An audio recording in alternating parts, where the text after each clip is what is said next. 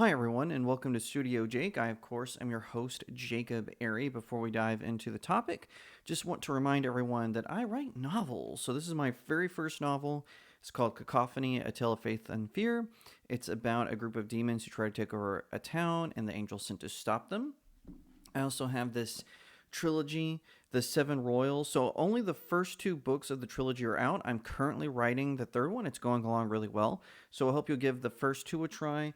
That's The Seven Royals, All Good Things, The Seven Royals, Breaking the Stars. It's about a group of your favorite fairy tale characters who have to work together to stop an evil mage from destroying their kingdom. So now we're going to dive into a topic that I talk about often, but it's not one that I enjoy talking about, and that is cancel culture. So you have these people.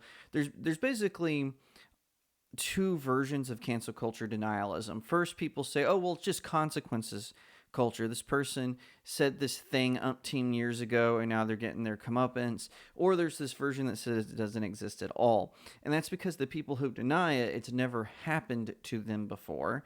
So they're making up excuses for the people who readily promote it and use it as a weapon against those of us who are just sharing opinions that are different from the mainstream or from whatever the corporate overlords want us to say. And that is true of limited runs games.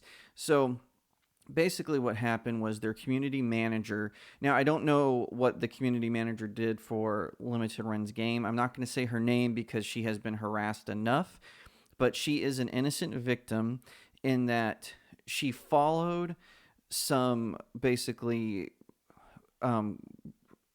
accounts on Twitter that were engaged in what the corporate overlords think were wrong think. And what happened was, she's a big fan of libs of TikTok. I'm a fan of libs of TikTok. I think they do a good job of exposing groomers and predators who are on social media, who publicly post what they're doing to children and how they're, exploiting them. I have to be careful what I say because of the YouTube overlords. But for those of you who are watching on other platforms, you for sure know what I mean. And basically what happened here was some weirdo on Twitch, some Twitch streamer got it in their crawl. They found out who this person was, and they exposed them, and they got them fired. They went to Limited Runs Games and said, "Hey, your community manager is following accounts that I don't like." And again, the reason I'm also not saying the name of the Twitch streamer is because I don't want them harassed. I think they deserve to lose their job for what they caused with this innocent person, this community manager for Limited Run.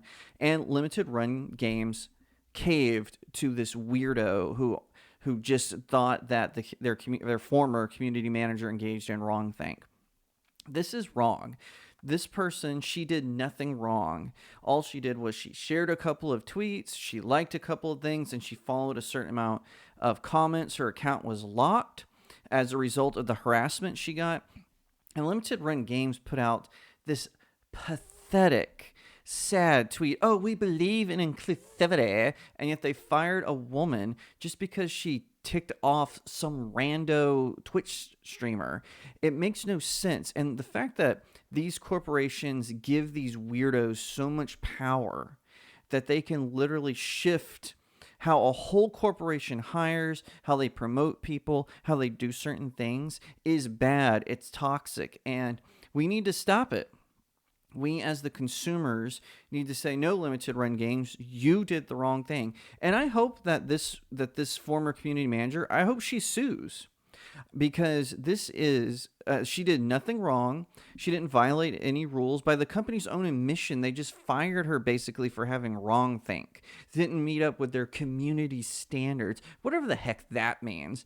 Limited Run Games is an embarrassment, and I hope that people continue to expose them. And they've gotten so much backlash that every time they've tweeted since then, they've gone back and turned off the comments.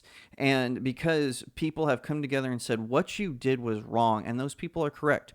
What Limited Runs Games did was wrong. They are cowards for caving to these people, for going after this woman who just didn't like the same things that this crazy person on Twitch likes. Someone who only has 3,000 followers, by the way, or at least that's what's been reported. Let me know if in the comments if I'm wrong about that.